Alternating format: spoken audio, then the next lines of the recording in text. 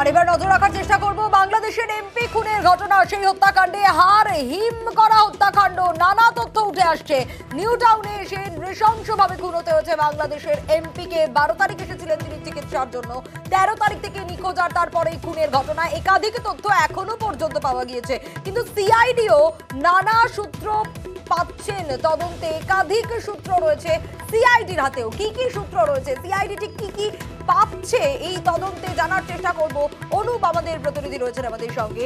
অনুপ, বাংলাদেশের এমপির হার হিম করা হত্যাকাণ্ড, এর আগে এই এমপিকে ঘিরে একাধিক তথ্য কিন্তু সামনে এসছে, নানা অভিযোগ তার বিরুদ্ধেও ছিল, কিন্তু এই যে নিউ টাউনে এসে তাকে খুন হতে হলো, তদন্তে গিয়ে সিআইডি কি পাচ্ছে?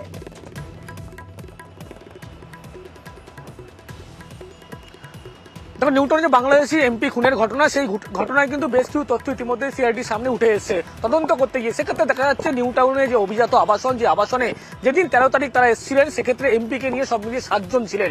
অর্থাৎ 7 জন মিলে কিন্তু যখন এই আবাসনে তারা আসেন, তার পরবর্তী ক্ষেত্রে ঘরের মধ্যে 3 BHK রুম ছিল, ঘরের মধ্যে একটি ঘরে যখন খাটের উপরে এমপি নিজে বসেছিল, সাংসদ বসেছিলেন, ঠিক সেই সময় কিন্তু একেবারে পিছন থেকে কাপড় জাতীয় জিনিস দিয়ে প্রথম তাকে একেবারে গলায় পেঁচিয়ে দেওয়া হয়, শ্বাসরোধ করে খুন করার চেষ্টা করা হয়, এবং খাটের ঠিক যে কোণের দিকের অংশ সেখানে কিন্তু তাকে ফেলে দেওয়া হয় শ্বাসরোধ তখন করা হয়, যাতে তিনি ছটপট না করতে পারেন, ধস্তাধস্তি না করতে পারেন। সেক্ষেত্রে কিন্তু একেবারে তারপরে বাকি যে 6 জন সেই ঘরের মধ্যে ছিলেন, তারা কিন্তু সেখানে তাকে জোর করে চেপে ধরেন। মৃত্যু সুনিশ্চিত করার জন্য মাথায় কিন্তু ভারী জিনিস দিয়ে আঘাত করা হয়। তারপরে দেহ টানতে টানতে নিয়ে একেবারে সরাসরি যে রান্নাঘর, অর্থাৎ 3 BHK রুমের পাশাপাশি যে একটি রান্নাঘর ছিল ঘরের মধ্যে, সেখানে কিন্তু সেই মৃতদেহ নিয়ে যাওয়া হয়। তারপরেই যে ব্যক্তি ইতিমধ্যেই সিআইডি এখনো পর্যন্ত তাকে আটক করে জিজ্ঞাসাবাদ করছে, যার নাম উঠে আসছে, সে প্রথমে কিন্তু লক্ষ্য করা যায় যে তার পরপর একাধিক পিস করতে থাকে মৃতদেহটিকে নিয়ে, এবং মৃত্যু সুনিশ্চিত করার জন্য যখন মাথায় আঘাত করা হয়, তারপরে যখন মৃত্যু সুনিশ্চিত হয়েছে এমনটাই জানতে পারা যায়, তারা বুঝতে পারে, তখনই কিন্তু সেই রান্নাঘরে মৃতদেহ নিয়ে গিয়ে একাধিক টুকরো করা হয়। এবং এই বিষয়টা একটু জানার চেষ্টা করব তোমার কাছ থেকেই, কারণ প্রথমে তুমি যেমনটা বলছিলে যে 7 জন ছিল, আর তারপর ঠিক কি ঘটনা ঘটলো?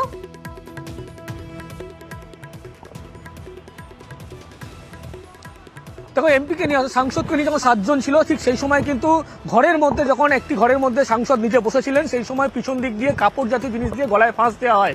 তিনি যখনই একেবারে ফাঁস দেওয়া হয় খাটের ঠিক কোণের দিকের অংশ, যাতে তিনি কোনোভাবে ধস্তাধস্তি না করতে পারেন, সেক্ষেত্রে জোর করে সেখানে ফেলে দিয়ে কিন্তু 6 জন মিলে তাকে চেপে ধরে।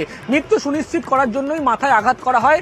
যখন মৃত্যু সুনিশ্চিত হয়েছে এমনটা তারা বুঝতে পারে, তারপরে রান্নাঘরে নিয়ে এসে কিন্তু একাধিক মৃতদেহ টুকরো করা হয়, এবং টুকরো করার ক্ষেত্রেই কিন্তু একেবারে লক্ষ্য করা যায়, যেহেতু প্রচুর পরিমাণে রক্ত সেখানে পড়েছিল, প্রমাণ লোপাট করার জন্য রক্ত কিন্তু ধুয়ে ফেলা হয়। সেক্ষেত্রেও কিন্তু সেখানে অ্যাসিড ব্যবহার করা হচ্ছে, যাতে কোনো রকম ভাবে কোনো সেখানে তথ্য প্রমাণ না পড়ে থাকে। কিন্তু লক্ষ্য করা যায় খাটের ঠিক একটি কোণে কিন্তু রক্তের একটু ছাপ পড়েছিল কয়েকটা জায়গায়, এবং একটি জুতোর ছাপ পড়েছিল, সেখানে রক্ত অবস্থায় ছিল। এরপরেই কিন্তু যখন পুলিশ ঘটনাস্থলে প্রথমে পৌঁছায়, সেখান থেকে সন্দেহ হয়। সিআইডি আধিকারিকরা তদন্ত করছে, সেখান থেকে তদন্ত প্রক্রিয়া চলছিল।